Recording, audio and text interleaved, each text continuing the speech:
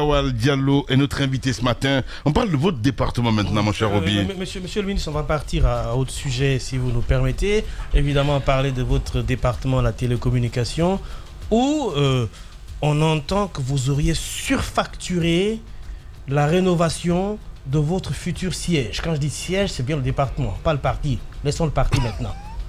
Alors, je vais vous dire deux choses sur ça. D'abord, sur le principe. Il y a... Il y a milliards de francs guinéens. 85 milliards. 85, ah d'accord, ça fait plus. Il y a deux choses. Il y a un marché de 465 milliards qui a fait l'objet d'une attribution par appel d'offres. Il y a un marché de 20 milliards qui a fait l'objet d'une attribution par entente directe. L'un comme l'autre, ces mécanismes de attribution sont encadrés par la loi. Il y a des critères combinés qui font qu'on passe par cette méthode ou pas. Et toutes les procédures de contrôle sont les mêmes, que ce soit par appel d'offres ou par entente directe. Vous ne vous asseyez pas là-bas pour prendre. Et c'est encadré par la loi en bonne et due forme.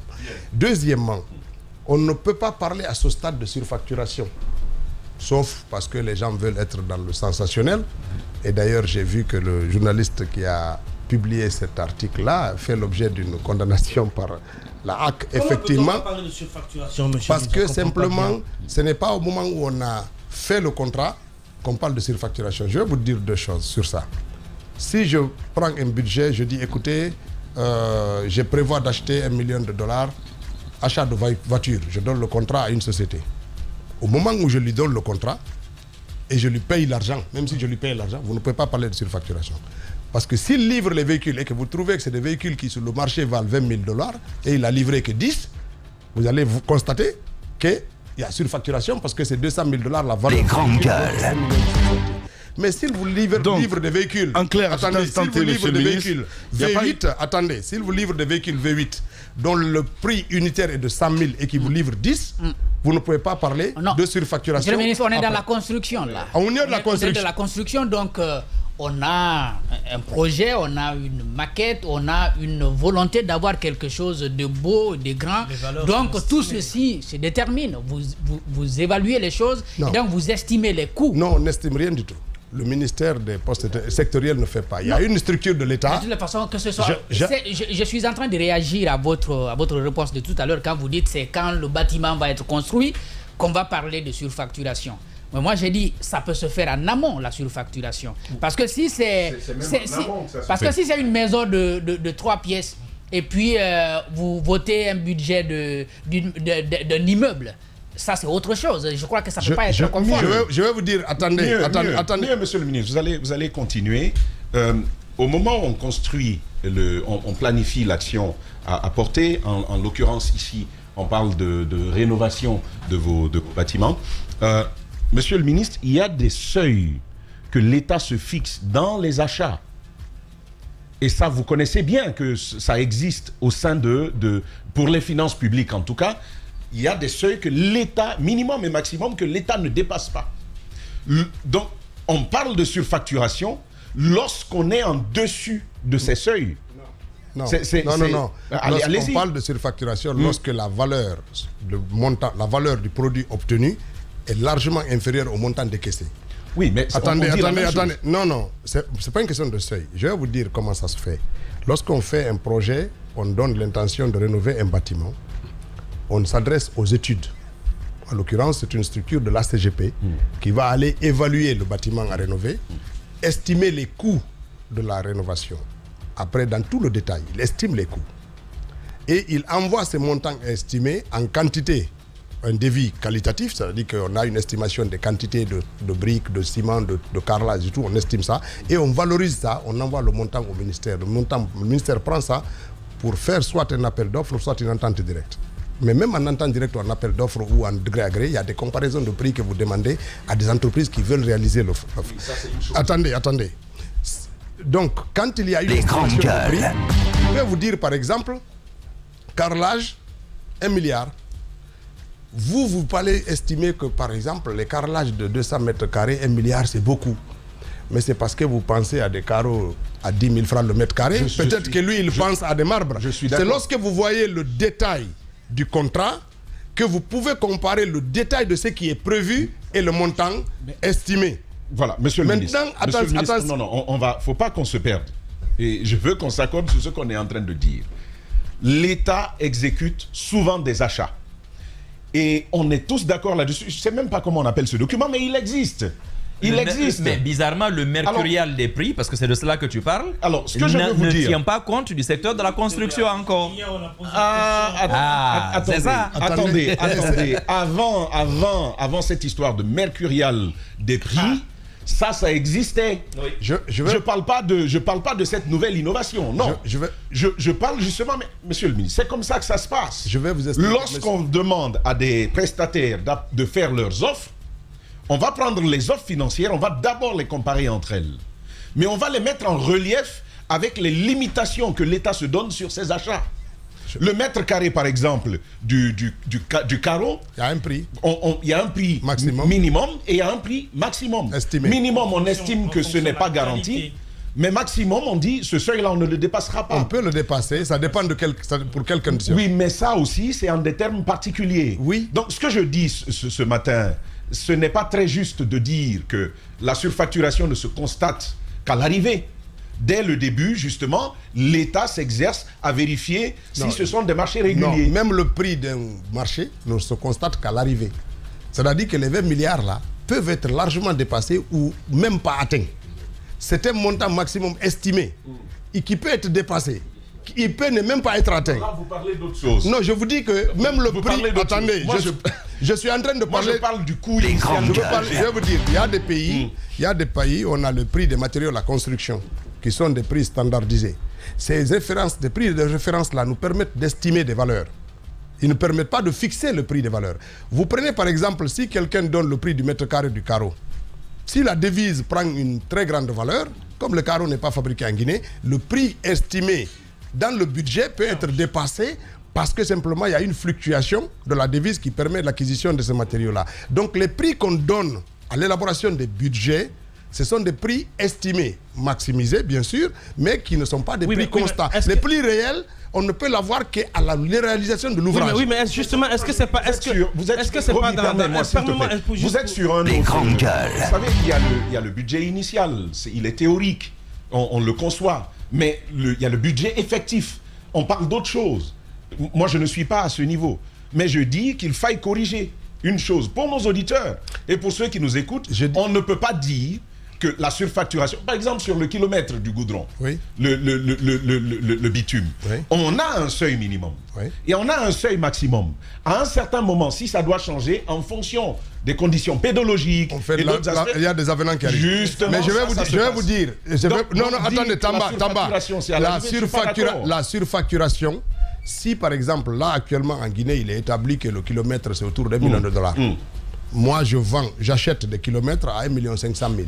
Ce n'est pas parce que j'achetais à 1 500 000 dans le projet contrat que vous allez tout de suite dire qu'il y a surfacturation. C'est lorsqu'il va finir le goudron et qu'on va constater que c'est la même chose que le précédent et que la valeur est différente et qu'il n'y a pas de raison, c'est là qu'on peut constater une surfacturation. Pas au moment où on achète le prix, où on fait le contrat. Ça, c'est impossible. Monsieur le ministre, on est face à deux choses là. Parce que d'abord, 65 milliards. Et ensuite 20 milliards. Alors, les 65 milliards, on parle de contrats de travaux de rénovation et extension du ministère des Postes et Télécommunications. Rénovation, pas construction. Alors, 65 milliards pour les citoyens qui nous écoutent, même si on n'a pas les lignes, comme vous le dites, il n'y a pas une question d'actualisation aussi des prix. Non. Aujourd'hui, 65 milliards, à votre avis, parce que est-ce que beaucoup disent que c'est trop? C'est trop par rapport à l'ouvrage. Parce qu'ils ne connaissent pas l'ouvrage. Vous-même, vous ne connaissez pas l'ouvrage. Alors, l'ouvrage là concerne 6 ou 7 bâtiments. Les anciens bâtiments de la Poste, vous connaissez. L'ancien bâtiment de la Sotelgui, vous connaissez. Il y a un gros bâtiment que Mathurin avait commencé, qui était au milieu, qui n'est pas fini, qui était en état de avancer. Il est concerné. Il y a les directions nationales qui sont là-bas, qui sont ces 5 ou 7 bâtiments qui sont concernés avec l'aménagement de la cour et les équipements de tout ça. Ce n'est pas un bâtiment. Les gens ne connaissent pas. Maintenant, ce qui est sensationnel dans l'esprit des gens, c'est de dire ouais, 65 milliards, c'est beaucoup. Mais ce n'est pas 65 milliards pour acheter des cacahuètes. C'est 65 milliards qui sont basés sur une évaluation des cabinets d'études respectables qui ont fait une évaluation en termes de quantité des équipes de matériaux et une évaluation monétaire qui correspond à la valeur de ce qui est estimé. Demain, à l'arrivée, on peut dépenser 70 milliards. Demain, on peut dépenser 55 milliards. C'est à l'arrivée qu'on pourra avoir le prix définitif. Et c'est seulement en ce moment-là qu'on peut éventuellement vérifier et valider qu'il y a eu surfacturation ou non. Pas avant. Quel que soit le montant annoncé. Ensuite, lorsqu'on parle de 20 milliards donnés par entente directe, il y a beaucoup de choses que... Moi, j'étais au bâtiment de la Société Générale. J'étais au bâtiment de la Société Générale. Il faut aller au bâtiment de la Société Générale, vous verrez. Moi, j'étais là-bas, mais on reprend tout. C'est le squelette seulement du bâtiment qui reste. Tous les murs sont tombés. On reprend tout, tous les carrelages. Les seuls carrelages qu'on n'a pas... Le siège, là. Oui, le seul carrelage. Et il y a un sous-sol, c'est un sous-sol et 4... Tous les murs intérieurs. Tout est tombé. Ensuite, moi, je suis allé voir l'électricité, les réseaux, tout est repris parce que le sous-sol va nous servir pour autre chose. Quand moi, je suis arrivé là-bas, j'ai vu que dans les marches, il n'y avait pas... Les carrelages étaient maintenus au niveau des escaliers. J'ai demandé au monsieur, j'ai dit, mais pourquoi vous gardez les carreaux là? Il dit, écoutez, ça, c'est du marbre. Le mètre carré de ce type de carreau aujourd'hui, il faut compter plus d'1 million. Et ces carreaux est toujours beau, même 50 ans après. Et ils les gardent. Ouais. On ne les jette pas tout. Bien. Ce qui peut être conservé. Et ce bâtiment fuyait de l'eau partout. Tous les murs fuyaient de l'eau. Donc il a fallu casser tous les murs parce que ça laisse passer l'eau partout. Et donc quand les gens vont s'intéresser sur les travaux à réaliser, ils pourront relativiser leur idée de... Si on s'arrête sur les montants, waouh, 20 milliards, waouh, 65 milliards, là on dit ce qu'on veut. Ensuite sur le volume, les marchés dérogatoires, c'est 20%. 80% des marchés du CNRD sont donnés par appel d'offres normaux. Il n'y a que 20% qui obéissent à des principes dérogatoires. C'est rien du tout. Bien. Et je pense que les gens qui veulent savoir si la gouvernance économique du CNRD est vertueuse, ils vont devoir attendre qu'on livre des chantiers et comparer. Vous ne savez pas, les gens qui parlent là, est-ce que les gens savent si dans la résidence qu'on va renouveler, c'est des tapis persans faits à la main qu'on va acheter très cher pour... Les gens ne savent rien. Donc il faut attendre de voir les produits livrés Justement. pour comparer ça au montant encaissé. C'est très important. On va revenir justement sur la modification présumée d'un décret. Monsieur le ministre, on parle de modification présumée de décret du président de la République. Ah ouais, hein. On dit le changement de la signature du président sur le second décret sans aucune justification légale ou procédurale représente une usurpation de signature. Dans ce décret, il s'agit de la nomination de certains cadres au sein de vos départements. Alors, c'est la date du 25 janvier 2023. Donc, on voit la première signature. Et de l'autre côté, une autre signature qui évolue. Aujourd'hui, c'est quoi votre version des faits? Mais pourquoi vous voulez que je donne une version? Mais ça, c'est pénal. Les gens qui parlent de ça, et ça veut dire quoi? Ça veut dire que le colonel Mamadi Doumbouya permet à Ousmane Gawal de falsifier sa signature et d'amener les cadres que j'ai nommés pour les installer en lieu et place de sa décision. Mais les gens racontent n'importe quoi. Les cadres dont les noms sont là-bas, là, mentionnés dans ce qu'ils disent que c'est falsifié. Mais ils sont dans mon ministère. Ils sont installés dans mon ministère. Moi, je pourrais donc changer le décret du président au vu et au su de tout le monde et installer la personne dans mon bureau pour travailler. C'est un de mes conseillers principaux. Ce sont des membres de mon cabinet. Ça veut dire que la loi dit qu'ils doivent être nommés par décret et Ousmane Gawal a le pouvoir de nommer les gens en lieu et place de Mamadi Doumbouya. Moi, je suis puissant. En ce moment-là, c'est moi le président de la République. C'est pas Mamadi Doumbouya. Si je peux faire ça librement et continuer à faire sans que le secrétariat général du gouvernement, sans que le secrétaire général de la présidence, sans que le directeur de cabinet, sans que le président Ce sont des pratiques qui ont eu lieu avant, monsieur le ministre. Les pratiques qui ont eu lieu avant, rien ne nous dit aujourd'hui qu'en temps de Doumbouya que c'est pas possible. C'est pas possible. Non, les personnes qui ont été incriminées pour ça dans le passé ont fait l'objet de limogeage pour faute lourde immédiatement. Non, je parle de personne. Je te rappelle. Non, je vais vous dire ceci. Faute lourde. Je vais vous dire. Non, pas de balle perdue. Non, mais attendez. On ne parle plus de Vous voulez nous dire que c'était pour ça que cette loi a été limogée. Non, c'est vous qui parlez de faute lourde. Vous voulez nous dire ici qu'en 2006, c'est pour parler. La fameuse faute lourde, c'était une histoire de falsification de signatures. C'est ce que vous voulez nous dire. Vous faites des fixations sur notre... Non, vous n'allez pas mentir comme ça. C'est carrément le mot dire qu'en avril 2006, quand M. Selou Dalein Diallo a été viré du gouvernement pour faute lourde, c'était justement pour une histoire de falsification de décret. On en avait entendu parler dans les couloirs. C'est ce que vous voulez nous dire. Oubliez notre parti parce que... Vous n'en faites plus partie. Vous êtes exclu. Répondez juste. Mais je vais vous dire ceci. Je vais vous dire ceci. Lorsque il y a modification des décrets, c'est un autre décret qui le modifie. Si le président de la République nomme des gens par décret. Donc il n'y a pas eu de falsification de décret. Quand même. Non, mais il n'y a pas de quand même. C'est pas possible. Mais c'est important quand même. Rien du tout. Les gens n'ont pas ces deux textes. Mais j'en sais rien. Mais demandez à la Vous pensez que c'est du fake? Mais absolument, mais c'est n'importe quoi. On voit le même numéro. Je dis, moi, quels sont les noms qui sont nommés là-bas? Dans le premier, quels sont les noms? Lisez. Non, lisez. Oui. Le micro ne passe pas, mon cher Diba. Le premier. Le micro ne passe pas. Ali Sherif Haïdara, oui. Qui est donc nommé conseiller principal. Oui. Ensuite, Madame Salematou Kondé, chargée des questions économiques. Oui. Et puis Madame Hassatou Louba Diallo, conseiller principal. Et conseiller chargée des missions. Oui. Mais elle a le décret, elle a le falsifié, il y a quoi? Deuxième, il n'y a que deux, Madame Salematou Kondé. Alors moi, j'ai 3 personnes là-bas qui sont nommées dans et Madame Hassatou Louba Diallo. Quand vous allez... attendez. Mais justement, et Madame Hassatou Louba Diallo dans le Les grandes gueules. Est-ce que ce décret-là, vous le trouvez au Monsieur le ministre, mais vous allez le terminer quand même. Il n'y a que 2 personnes dans le secrétariat. Il y a les 3 cadres. Le secrétariat général du gouvernement a dans son site tous les décrets du président de la République. Ouais. Tout le reste, c'est des conneries.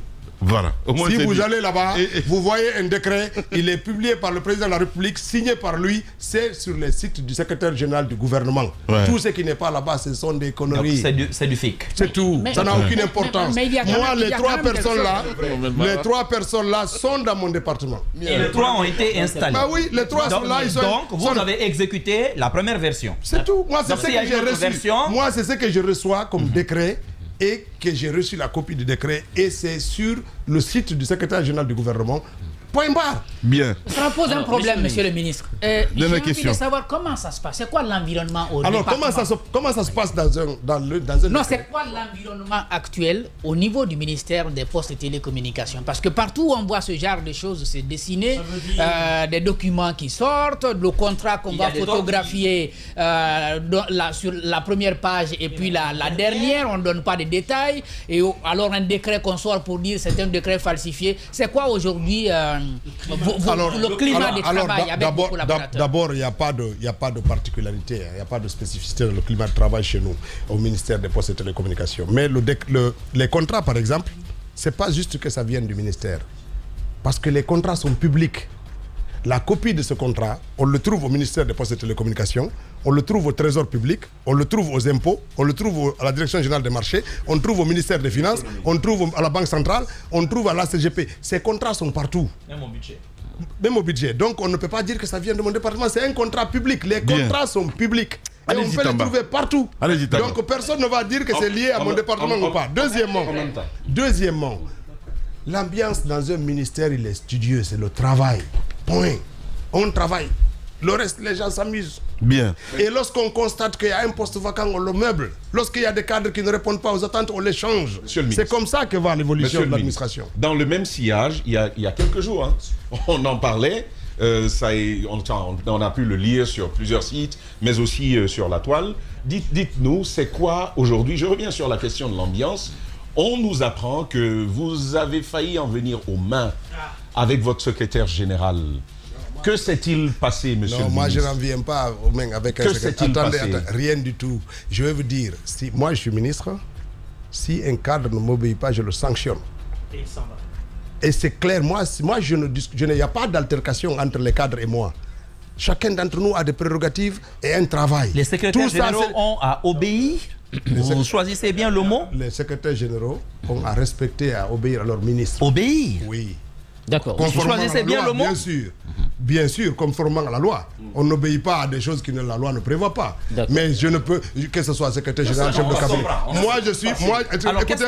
Écoutez-moi, moi, je suis ministre. Les grands Le jour que je cesse de respecter mon Premier ministre, il me vire. Le jour que je cesse de respecter mon Premier ministre, il me vire. Il n'y a pas de discussion sur ça.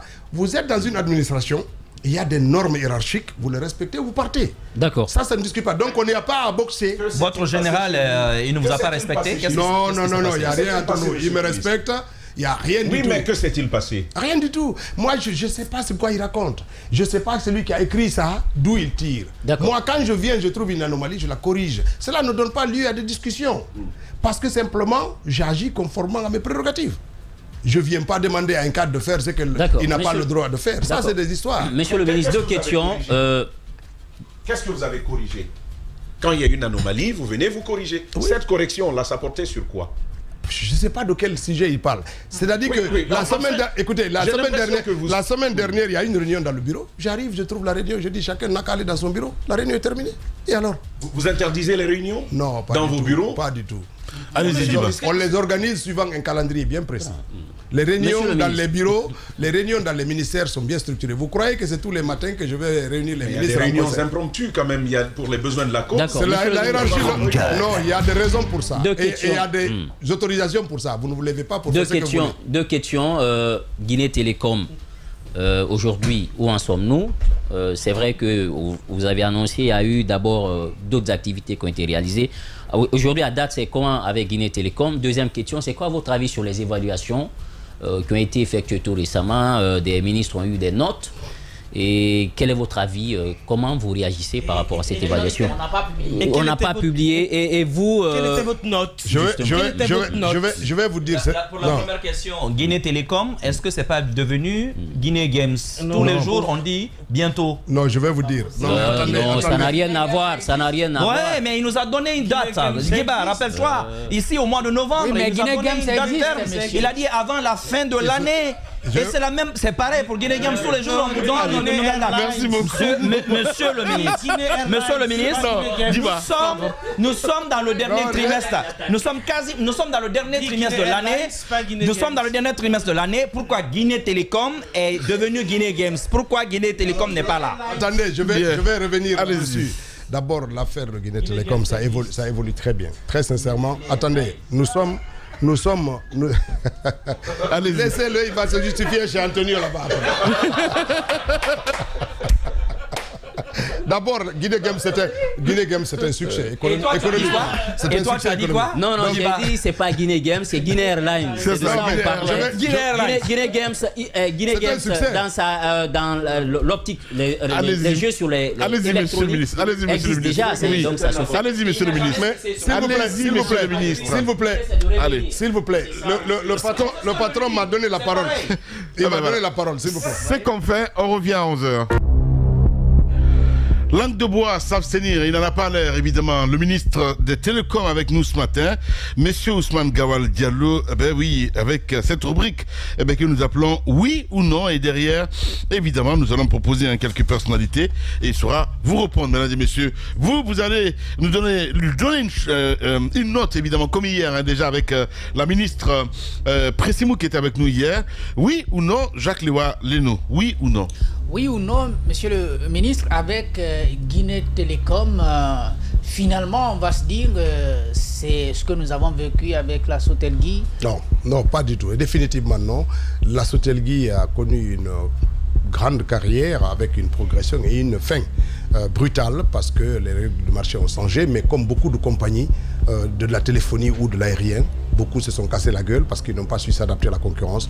Guinée Télécom naît en ayant une bonne maîtrise de la concurrence et les équipes qui vont diriger ça vont être choisies en fonction de leur expérience et nous espérons qu'il aura une très très très belle carrière devant nous. En tout cas, les moyens sont mobilisés pour ça et les stratégies sont affinées pour que Guinée Télécom puisse répondre aux besoins des Guinéens et gérer de façon à répondre à ces attentes-là. Oui ou non? Diba Milimono.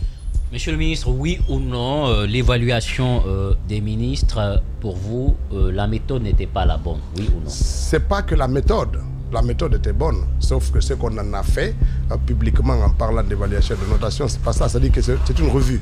On voit les projets, on voit les objectifs assignés au ministre, on voit quels sont les projets qui ont atteint les objectifs, ceux qui n'ont pas atteint les objectifs. Mais la primature a bien parlé d'évaluation. On essaye de corriger. Donc non, c'est pas une question de méthode. Voilà. Allez-y, Roby. La méthode était bonne, mais les gens parlent comme si on avait subi un examen avec des notes pondérées qui permettent de passer en classe supérieure. Non. Parce que oui ou non, vous êtes pour la diffusion de ces notes-là? On peut les diffuser. C'est pas une question. Non. Chaque ministre a reçu un rapport qui lui indique que nous, on était autour de 80% ou 88%, sur 86%, sur certains paramètres. On peut avoir le rapport? Sur une des performances, appréciation du comité d'évaluation. On peut avoir le rapport, monsieur le ministre? La transparence. Oui. Donnez-moi ce téléphone, s'il vous plaît. Je peux vous le passer. Voilà. Donnez-moi ce téléphone-là. Ah ben oui, mais c'est la transparence, je suis désolé. Mohamed Mara, C'est la transparence. J'adore Gawal, hein, sincèrement. Il va te transférer la ça transparence. parce qu'il est... Non mais la transparence, voyez-vous, voilà. Il est hors de cause. Et comme j'explique, et comme je partage tout avec les téléspectateurs, voyez-vous, même si vous ne le voyez pas évidemment à l'écran. Et c'est le téléphone du ministre. Je veux voir les notes de la ministre les notes sont là. Sociale. Voilà. Je veux voir les notes de la ministre des Pêches. Je veux voir la note du ministre des Sports. Je veux voir la note du ministre de la Justice. Et je veux voir les notes du ministre du Tourisme. Tu ne peux pas. Il y a des ministres qui ont eu 1,6. Qui ça? Non, le peuple à droite savoir. Non, il y a zéro. Qui ça? Il y a des ministres qui ont eu zéro. La ministre de l'Information. Attention. Non, pardon. C'est le téléphone du monsieur. Le ministre quand même. Je vais vous dire, d'abord, c'est pas... Il fait de la spéculation parce que c'est pas le classement des ministres que j'ai, c'est le rapport d'évaluation du ministère des Postes et Télécommunications. Voilà. Moi, je n'ai pas eu accès à celui des autres ministres. Mais sur ces paramètres-là, sur un des critères, par exemple, sur la qualité des documents qui ont été présentés, sur 100 points, on était à 86%. Sur, par exemple, l'appréciation que le comité qui a fait l'évaluation a fait de nous, sur 25 points, nous étions à 17 points. Ça veut dire qu'on fait 17%. En ce moment, on dégage aussi les points faibles. Un des points faibles qui a été reproché au ministère des Postes et Télécommunications, c'est de dire que le taux d'exécution de notre budget était très faible au premier trimestre. C'est normal, il y a plusieurs paramètres qui viennent. Mais faiblesse d'absorption. Hein. Voilà, on avait une capacité d'absorption. Et puis aussi, une des faiblesses qui a été remarquée, c'est de dire que nous ne versons pas de dividendes à l'État. Bien entendu, les dividendes, le ministère il n'a pas une... C'est pas la RPT, mais c'est la GILAB qui verse des dividendes. Et puis il y a la SOGEB aussi qui verse des GILAB quand il y a des résultats. Mais on enregistre les résultats et c'est N-1 que c'est payé. Donc il y avait... On va diffuser le rapport. On avait des points forts aussi quand même, parce que c'est pour les cadres du département aussi. Un des points forts, on dit, la valeur inscrite dans le PAVO sont validées et sont conformes. Et ça, c'est très important. Les recettes des EPA ont doublé, ont plus que doublé. Ça, c'est quand même des performances qu'on a dit.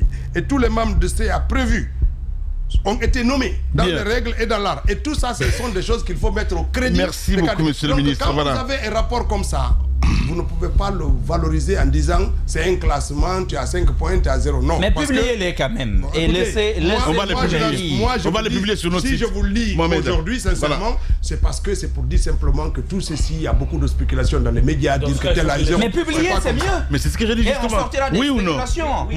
Alors, oui ou non, Guinée Télécom, ce ne sera pas encore pour ce mois de décembre. Il a posé la question. J'ai répondu la question. D'accord, oui ou non, ça sera encore pour ce mois de décembre. Non, effectivement, Guinée Télécom va avoir son conseil d'administration et l'équipe dirigeante avant la fin de l'année. D'accord. Et ils vont sortir du ministère pour s'occuper de leur activité principale. Oui ou non, s'il y a aujourd'hui congrès au sein de l'UFDG, vous serez candidat. Après, vous ne me reprochez pas. Vous serez candidat. Non, c'est oui ou non. Oui ou non. Oui, je le serai et je le suis par anticipation, comme on dit, à titre conservatoire. Comme le disait Siraj Diallo. À quel poste? Au poste de président du parti. Moi, je ne... Non, je ne viens pas challenger. Il faut les quand même, parce qu'il croit que je passe par la coordination. Je ne viens pas le challenger, parce qu'il va dire, waouh, il mobilise la coordination. Non, il n'a qu'à rester vice-président. J'aimerais bien le prendre aussi comme vice-président. Ah ouais? Il a un autre rôle. Wow. Mais c'est nous Dalen Diallo, ça sera quoi finalement? C'est nous Dalen Diallo, comme tous les présidents, anciens présidents de l'UFDG, comme Bamamadou avant, il sera le président d'honneur du parti. Mais le congrès se fera avant la présidentielle. Il pourrait être le candidat du parti. Les textes ne l'interdisent pas. C'est-à-dire qu'il ne faut pas lier le fait d'être président et le fait d'être candidat. Toutes les candidatures à l'UFDG font l'objet d'un congrès. Mais vous vous rendez compte de ce que vous dites? Merci beaucoup.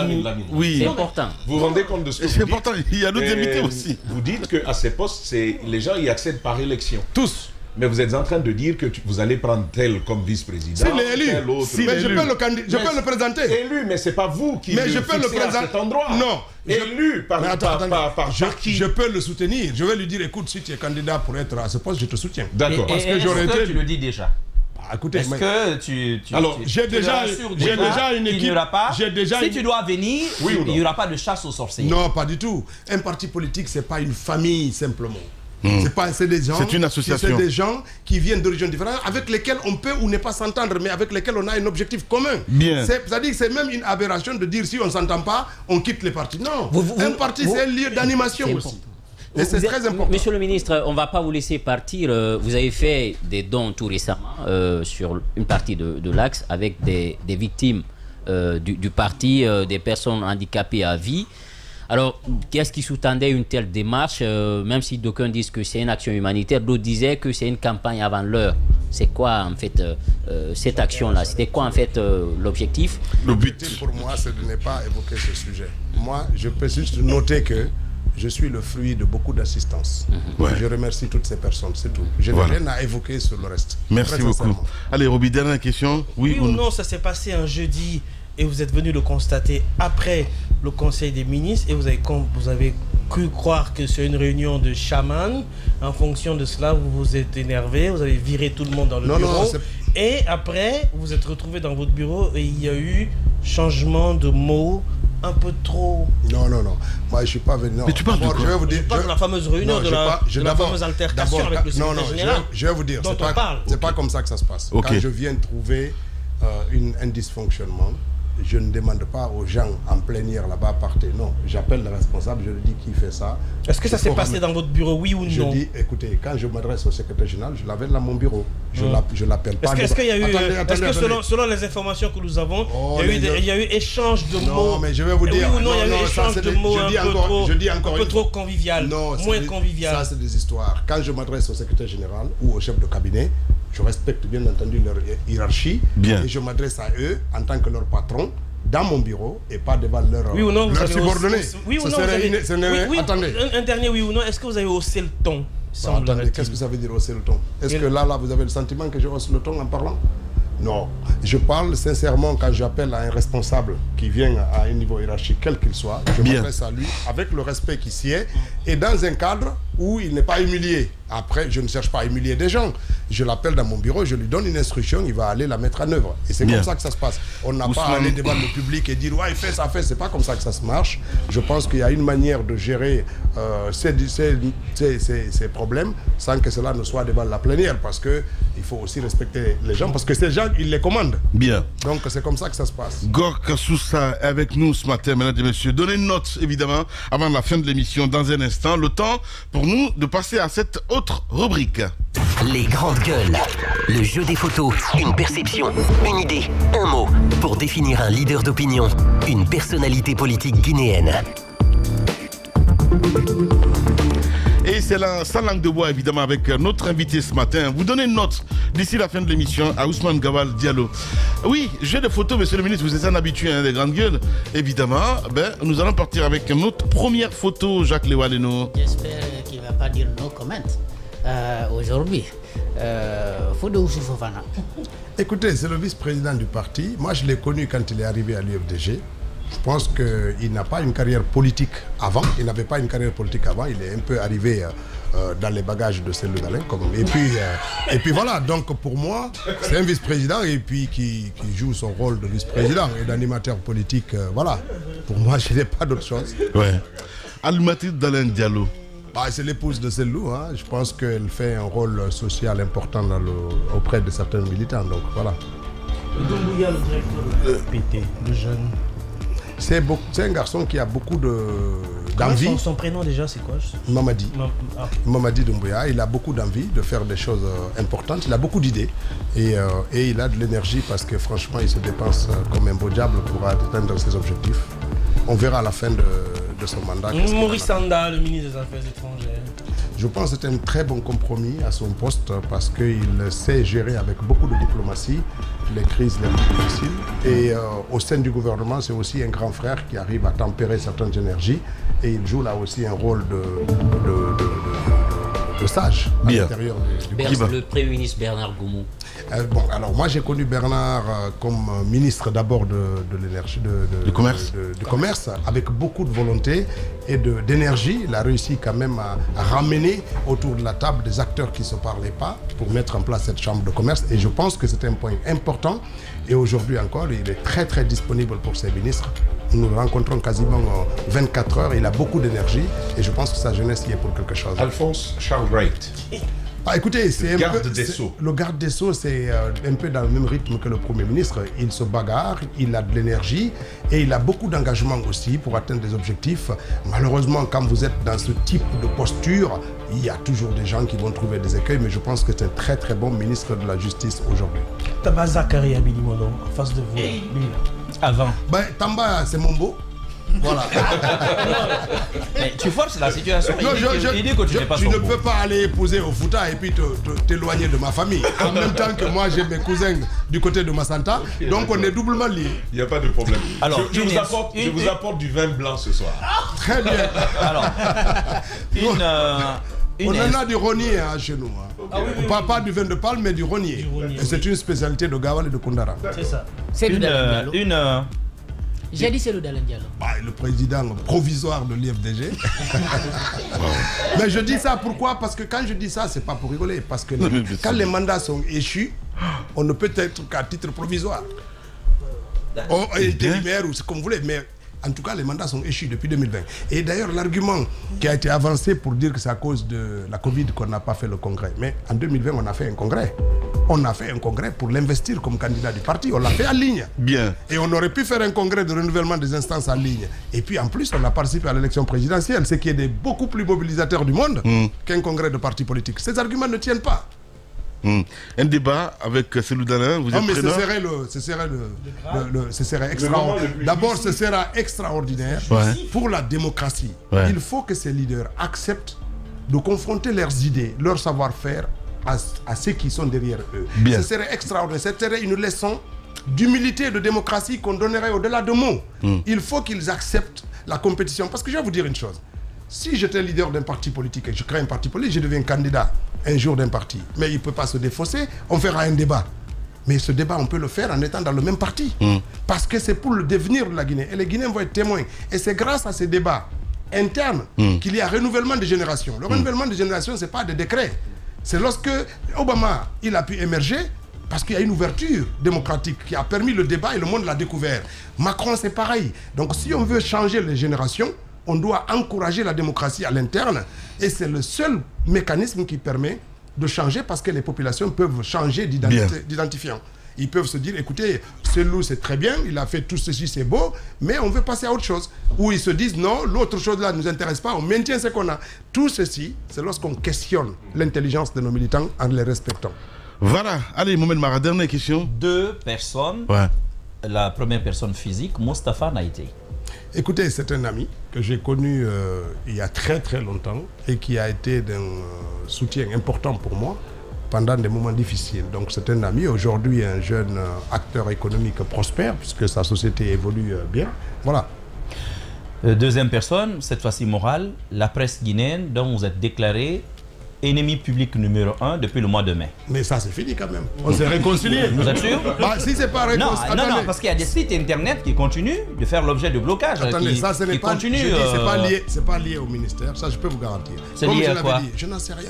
Je dis bizarrement avec des VPN, ces sites sont accessibles. Ça veut dire qu'ils ne sont pas bloqués en Guinée. Ça veut dire c'est qu'ils sont bloqués en Guinée. Je vais vous dire pour avoir accès à leur site, il faut utiliser un Guinée Matin. Quand on bloque... Non, au Guinée Matin, je crois que c'est rétabli maintenant, mais attention, au Guinée Matin, il a fallu que RSF s'en mêle, mais il y a le site de Babila aussi qui a connu aussi des soucis. Je vais vous dire, voilà. Vous savez souvent quand les hébergeurs ont des problèmes, ils ne vont jamais vous avouer ça. Mais c'est quand les hébergeurs... c'est curieux quand même. Je vais vous dire... Plusieurs sites en même temps. Je vais vous dire, quand on bloque un site en Guinée, quand le gouvernement décide de bloquer un site, on le bloque au niveau IXP. Vous ne venez même pas par VPN. Vous ne passez pas à quelques méthodes. Parce que le mécanisme de blocage, tous les jours, on bloque des sites pédopornographiques. Ils ne sont pas accessibles par VPN ou pas. Il n'y a pas de VPN. C'est comme si on prenait votre ADN, on mettait à l'aéroport. Quelle que soit l'identité que vous prenez pour venir là-bas, vous allez être reconnu et recalé. Vous ne pouvez pas passer. Si on vous bloque, vous ne passez pas. Quand vous passez par des méthodes de contournement, c'est qu'on ne vous a pas bloqué. Ça, je parle de l'État. Ça, c'est un deuxième. Je vous dis que la presse, pour moi, on s'est réconcilié. Si on ne s'est pas réconcilié, je suis prêt à la réconciliation et à offrir même un dîner. pour qu'on puisse réconcilier, parce que ça ne sert à rien de dire tel et tel est l'ennemi. La presse n'a pas d'ennemi. Voilà, monsieur le ministre, merci beaucoup. Parce que merci. On a un invité, évidemment, qui nous attend. Voilà. J'imagine que la presse n'a pas d'invité. Oui, mais c'est un candidat, la qui est en train de s'exprimer. Mais quand il est en position de force, il nous broie, il nous attaque. Monsieur Guérassi, la presse n'a pas d'amis et n'a pas d'ennemis. La presse fait son travail de façon neutre. Donc je ne suis pas votre ennemi. Vous avez besoin de nous, la terminologie change. Hein? Non, j'ai besoin de vous tout le temps. D'ailleurs, dans ma campagne virtuelle, comme dans la vie de tous les jours, j'ai besoin de la presse. Et je vous dis ça, si c'est une déclaration, je la fais en direct. Il y a une section qui vous attend, spécialement quelque part. Monsieur le ministre, vous allez fixer évidemment cet écran-là, évidemment, au niveau de la régie. Si vous êtes prêts, on a les résultats, évidemment. Avez-vous été convaincu par le ministre Ousmane Gawal? C'était la question qu'on posait ce matin. Vous voyez les résultats en direct, monsieur le ministre, évidemment. C'est un score que si je l'obtiens... voilà. Oui, ils disent 51% des auditeurs oui disent ce matin, que non à 41%. Ça c'est quasiment le score au sortir de la consultation. Voilà. 51-41%. C'est au premier tour. Voilà. Je suis heureux. Il y a les indécis aussi à 8%. Les indécis là, je les vois. Voilà. Où se fait partie des indécis. Bien. Allez, c'était donc le ministre Gawal avec nous, mesdames et messieurs, évidemment ce matin. Grand merci donc à Sola Média pour l'animation. Dans un instant, on parlera culture, on parlera on va dire de notre Guinée tout simplement, la Guinée inclusive, avec notre deuxième invité qui n'est autre que monsieur Bangoura.